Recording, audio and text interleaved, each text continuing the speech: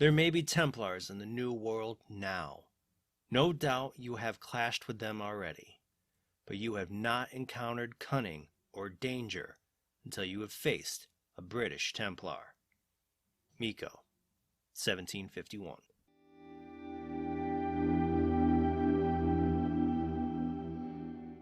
Hello, I'm Andrew, and I want to welcome you to Visions of the Past, a podcast all about the lore of Assassin's Creed. This is episode 87, and today we're going to talk about the history of the British Rite of the Templar Order. The start of the British Rite of the Templar Order is hard to narrow down, as we have recently seen with Assassin's Creed Valhalla that the Order of the Ancients, the largest of the pre-Templar groups that we know about, were active within the British Isles while it was under the control of the Roman Empire, sometime between 43 AD and 410 AD. While we are speaking of the Order of the Ancients, it is important to also note that the transition from the Order of the Ancients to the Templar Order started with King Alfred of Wessex, when he used Eivor Varinsdottir to bring down the English branch of the Order of the Ancients in 878. Because the Templars were not publicly recognized until 1129 with the Council of Troy, we're going to focus on the order after this time, and because of that, we're going to be taking information from the games Assassin's Creed 3, Assassin's Creed Rogue, Assassin's Creed Syndicate, and Assassin's Creed Chronicles India, the comics Assassin's Creed Brahmin, Assassin's Creed Templars, and the novels Assassin's Creed Forsaken, Assassin's Creed Black Flag, Assassin's Creed Unity, Assassin's Creed Underworld, Assassin's Creed Heresy, Assassin's Creed Gold, and Assassin's Creed Fragments, The Blade of Azu. The first known notable moment the Templar Order had after 1129 was the construction of the Temple Church in London in 1185 to act as their local base of operations. Around this time, Maria Thorpe also joined the British Rite of the Templar Order, but as most of her Templar career is with the Levantine Rite, I won't go into detail here about her. But if you want to know more about the life of Maria Thorpe, she is the topic of episode 33. After the death of King Richard in 1199, the Templars manipulated multiple events, including the reign of King John, but when the public face of the Templar Order fell in 1312, they were pushed even farther into the shadows. This continued through the Hundred Years' War, most notably the year 1422, when King Henry VI of England ascended to the throne at the age of 9 months. This left his uncle and Templar John of Bedford regent of France. The war went well for the English until Jeanne d'Arc found a Sword of Eden in 1429, starting to turn the tide for the French. She was captured during the siege of Compiègne in 1430 and allegedly burnt at the stake, with the sword being turned over to the French Templars, who returned it to the temple in Paris. The next turning point for the Templar Order took place during the Renaissance era. During the late 15th century, the Templars made attempts to place one of their own on the throne of England. This plan was eventually foiled by King Henry VII. Sent by the Templar Order, Perkin Warbeck was supposed to plant their puppet, Lambert Simnel, on the throne, but King Henry was able to thwart the two schemes by having the Templar hanged and the puppet imprisoned. In 1503, it was found out that there were even more Templars in King Henry's court, including Margaret of York, but because of her ties to Maximilian I, the Holy Roman Emperor, he couldn't do anything about it. The Italian Brotherhood of Assassins, though, found out about this and offered to eliminate her and the other Templars in the king's court. To this he agreed, as long as she died quote-unquote naturally. So, on November 23, 1503, the assassins poisoned her food, her face paint, and her pillow, which all led to her death. The victory over the Templars did not last long, however. Almost 50 years after the death of King Henry VII, Queen Mary I took his place on the throne on July 19th, 1553.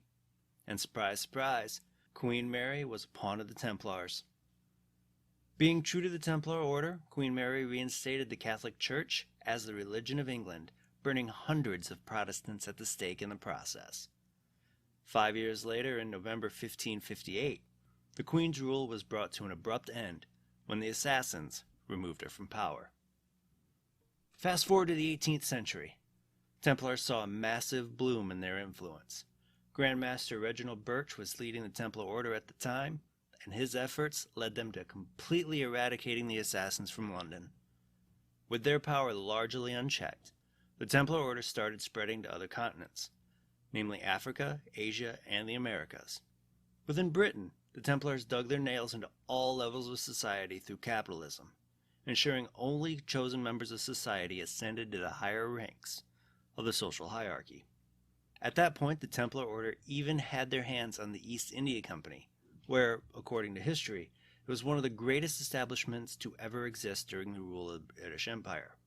As the East India Company established trade routes with other countries, the Templars not only used the company to siphon more funds from around the world, but, and more importantly, used the company to travel anywhere around the world where there was a trade route on their search for Isu temples and artifacts. At the end of the 18th century, just before the French Revolution, the British Templars started to become worried about the rising turmoil in France. So much so that the Carrolls, a high-ranking family within the British Templars, tried to have the wife of the French Grand Master killed. While this failed, it led to the Carrolls using Elise de la Serre, the French Grand Master's daughter, to recover Haytham Kenway's letters to his half-sister Jennifer Scott, wanting to burn these letters as they discussed Kenway's idea of uniting assassins and Templars, which they considered heresy. During the French Revolution, the Carrolls prevented the British Templars from helping Elise gain control of the French Templars after the death of her father.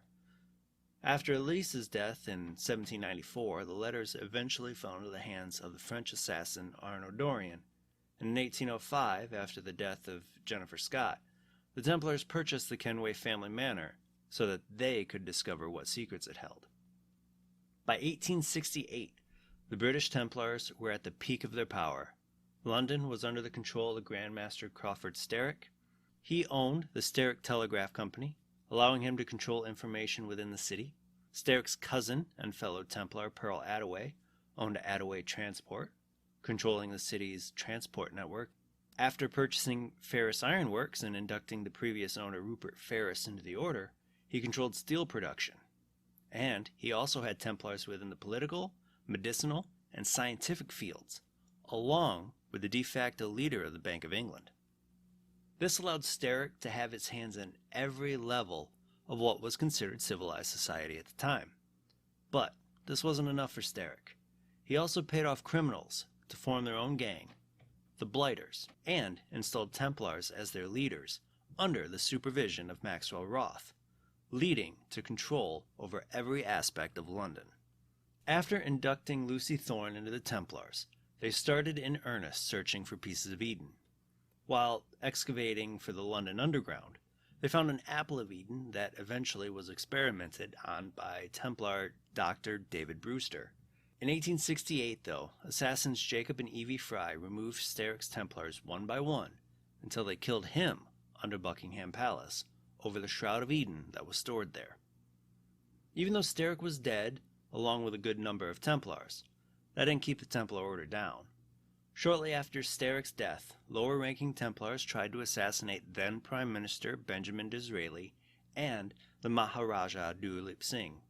By 1887, the Templars were still active in London, using the name the Secret Chiefs, and financed the creation of the Hermetic Order of the Golden Dawn.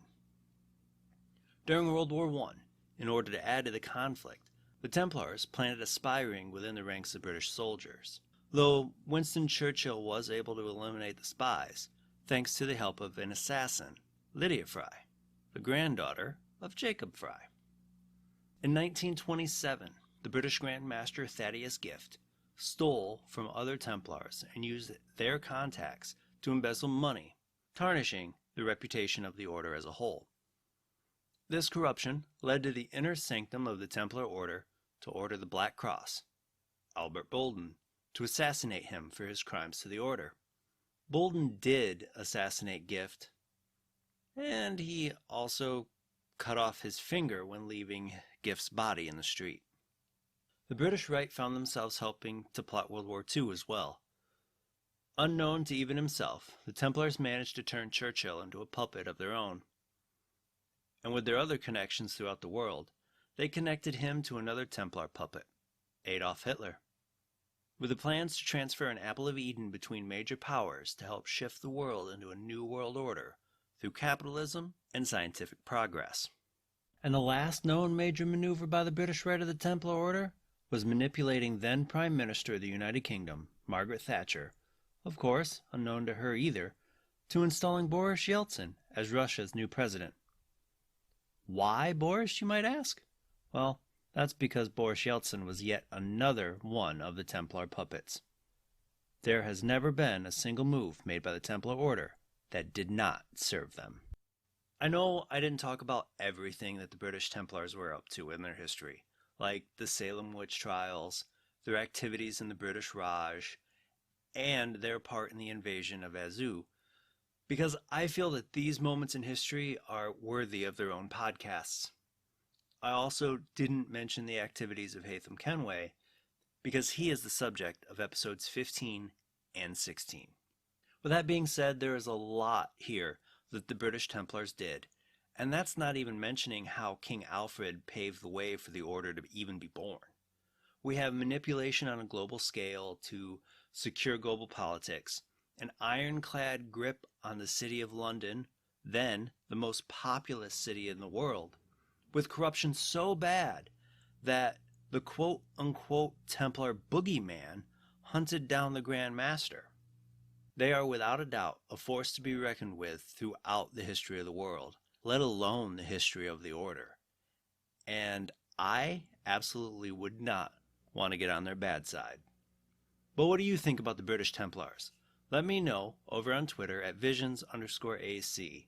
And I want to thank you for joining me today. Be sure to tune in every Tuesday for new episodes. If you love stories about Assassin's Creed lore, please follow this podcast on Apple Podcasts, Spotify, or your favorite podcasting platform, and tell your friends about this podcast. If you have any questions about Assassin's Creed or topics that you'd like me to cover, please feel free to hit me up on Twitter and Instagram at visions_AC, and you can find those links in the show notes below. Until next time, my assassin friends, make sure to follow the creed, and to those Templars listening, may the Father of Understanding guide you.